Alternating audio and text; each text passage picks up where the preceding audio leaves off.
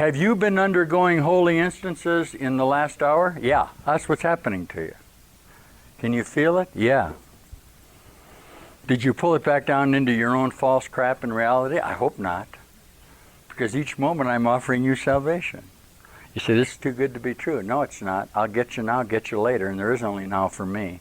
There might be later for you, but that won't do you any good. Who did you think your Savior was?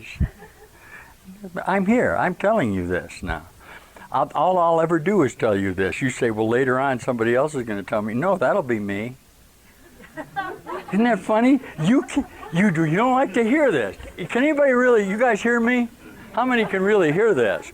Obviously, one separate self-identity would be the same as it all. You can divide up and judge your Savior all you want to do, but it's through your judgment of Him that you deny His Saviorship.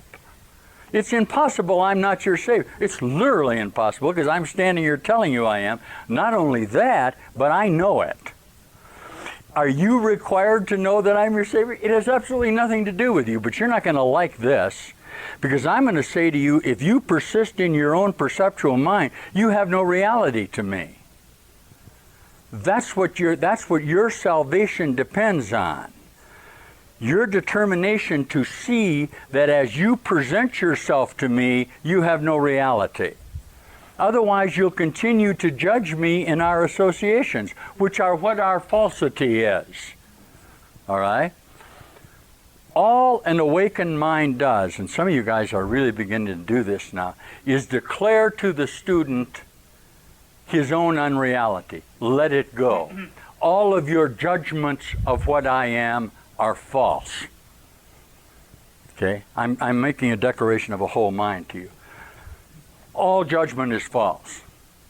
Each time you come to me, and you've asked for me as an advanced teacher, I will deny your relationship with me and tell you that you're whole and perfect.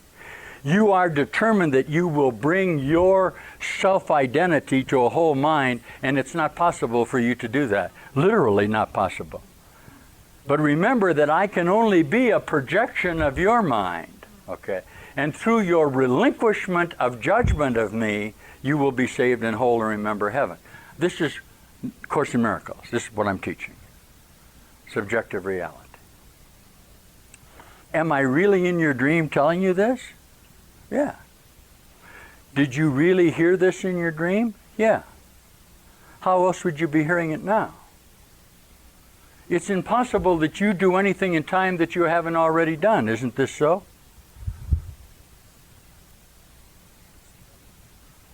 Tell me something that you haven't already done. Come on. Well, you can't. You say, I don't know what I haven't already done. Well, sure you do. As soon as you tell me it's already done. Why? Perception is always past tense. Everything has already happened. You're just reliving in your own dream. You keep reliving the same dream over and over. You play different parts of it. This is lovely, chapter 26 in the Course.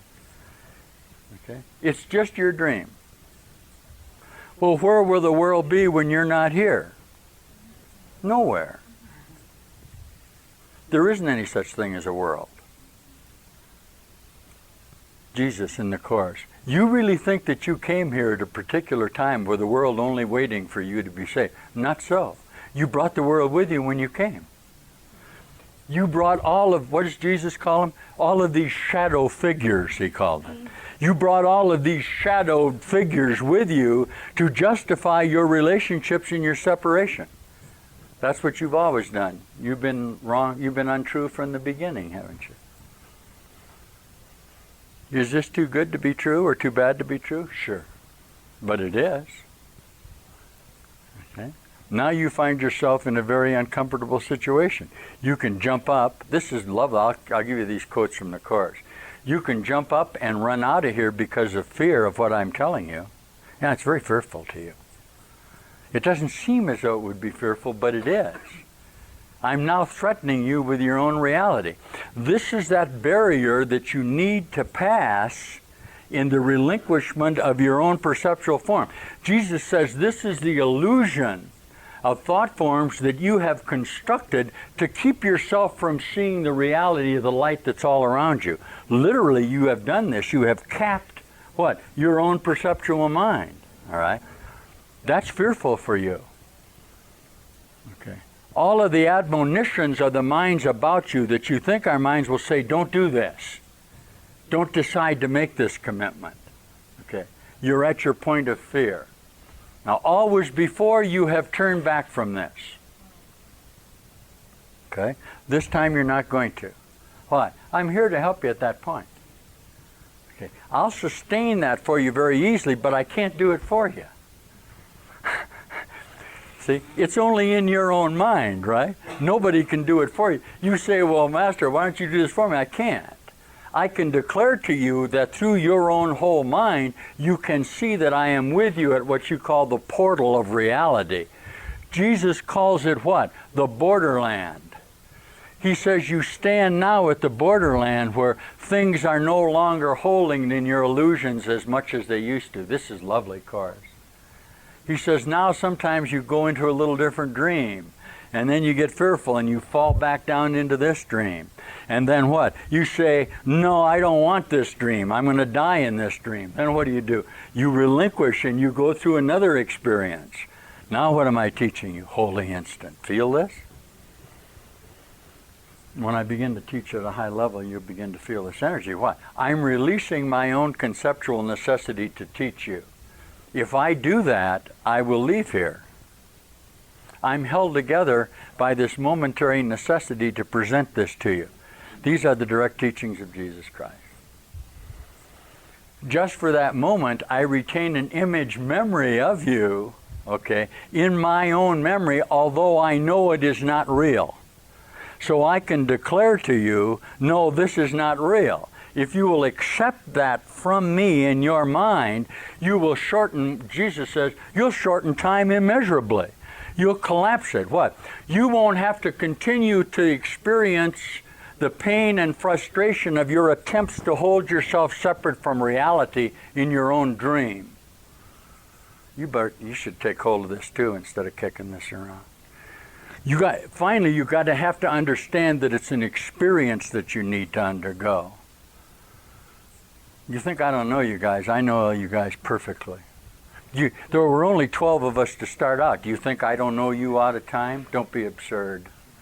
How many do you think there were of us? I'm here to tell you the war's over. Further than that, I'm here to tell you it never happened. Were we all part of the original screw-up? Yes. Yes, we all share that original moment together. Can you see this? Now, where are we finally in time? We've come back to that original moment. We've made a full circle again. We're back at the time of the actual occurrence, and this is very fearful to you, because the momencity of that single happening is so intense that you just defend yourself from it. The necessity now is to look at it without fear, saying, no, I'm not going to go back out again. I'm east of Eden in the land of Nod. Okay, I'm not going to go back out into Nod and sleep again. This time, I'm going to hear it. Okay. All consciousnesses who come to me in this relationship are different, and this was my talk last night. Many of you can remember your previous death experiences. A lot of you, when you were born into this episode, just went, oh, what am I doing here again? How did I end up here again? How did I get in this crazy place? How come I'm different than these other consciousnesses around here? I'll tell you why. You can remember your last intimate death association. And at that time, because of the pain you felt at that termination of bodily function, you underwent a bright light realization, and subsequently, because you had not undergone the total exponential experience, had to come back into another association. This is a little occult. I don't know where you hear it. I'm giving you a fact here. Now, what am I inducing in the holy instant? The death experience. I'm literally inducing this light brightness that you felt at your last episode of death. Have you ever seen a bright angel of light around a dying? Have you been around people that died much? Some of you healers, or so-called healers, that have been around consciousnesses have died, have had the experience, I have a lot, when I used to work with dying, of actually seeing the release of their own energy and the actual extension from their chakra. Lovely light and energy will come around them, and they will exalt, many times they'll exalt the Lord. I've heard declarations of New Jerusalems and all of this new bright association as they what? Apparently depart the body.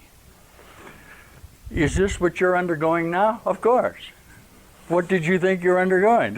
Now, what you're going to do is undergo it with a full realization of all of the memories that you have brought with you into this configuration. Nicodemus, know ye not ye must be born again?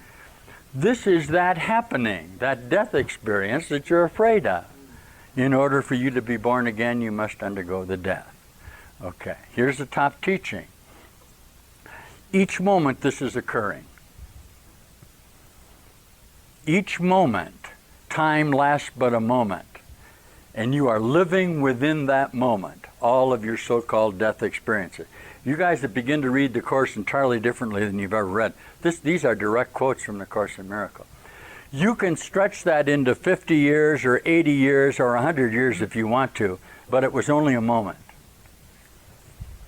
And each moment it is available to you to come back into eternity through the relinquishment of time in your association with yourself. I guarantee you that that's true. Course in Miracles. Is it possible for you to come into the holy instant and live in it for the remaining of your time? That's what these new minds have done. This mind, these minds. The light begins to shine out of their reassociations with themselves. Can you get this by judgment of them? Don't try. Don't try. That's the fallacy, isn't it? Oh, gee, I can see that he's undergone an experience. I wish that could happen to me. Nonsense.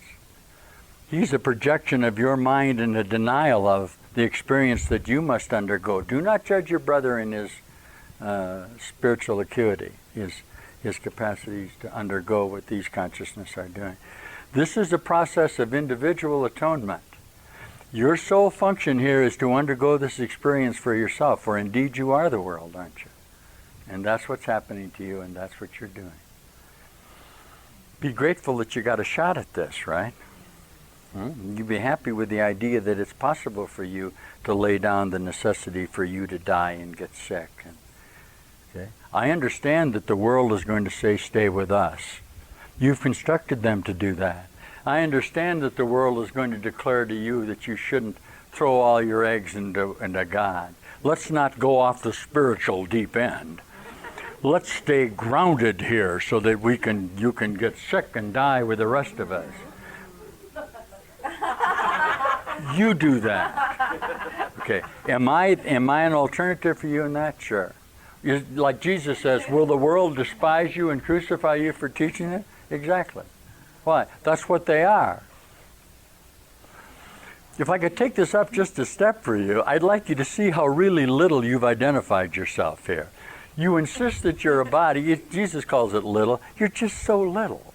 You look up at the stars and you say, well, those stars are 1,000 trillion miles away from you. That's absurd. The furthest star is right here. The furthest galaxy you can see is this neighbor right here. This is a galaxy. We are establishing intergalactic association. What did I have to do that first?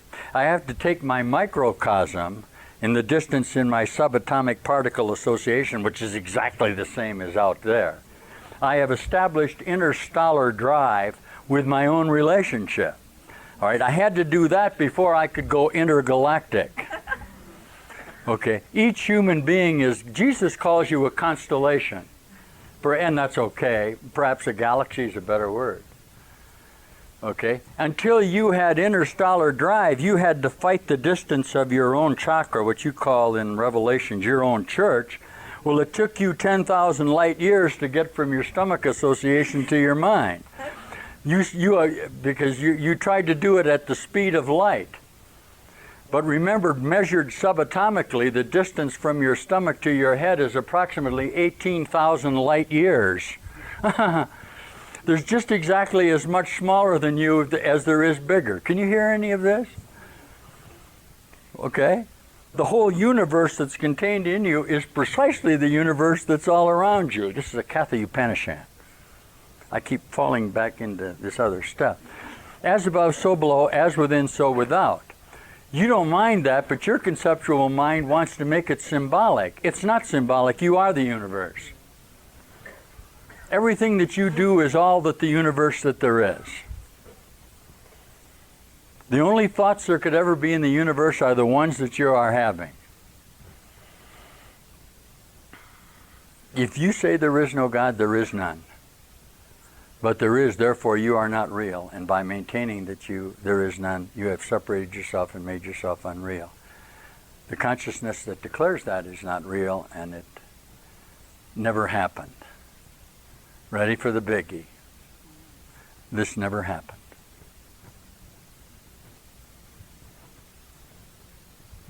It's impossible that this, look around you, for crying out loud. It's like you're standing in a real small place. It's like you fell into a well and we're fishing you out. I'm going to let a line down now. Take a hold of the darn thing and I'll pull you out. Instead of trying to keep turning around within your own dream. You got knocked out. You're hallucinating. You're asleep. You're dreaming. This isn't real.